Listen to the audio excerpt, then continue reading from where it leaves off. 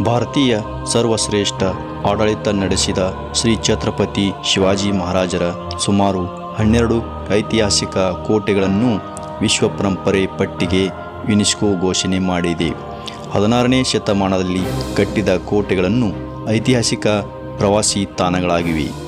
ಭಾರತದ ದೊಡ್ಡ ಭಾಗ ಆಳಿದ ಮರಾಠ ಸಾಮ್ರಾಜ್ಯ ಕಾರ್ಯತಂತ್ರದ ಜಾಣ್ಮೆಯನ್ನು ಇಡೀ ವಿಶ್ವಕ್ಕೆ ಮಾದರಿಯಾಗಲೆಂದು ಯುನೆಸ್ಕೋ ವಿಶ್ವ ಪರಂಪರಾ ಪಟ್ಟಿಗೆ ಸೇರಿಸಿದೆ.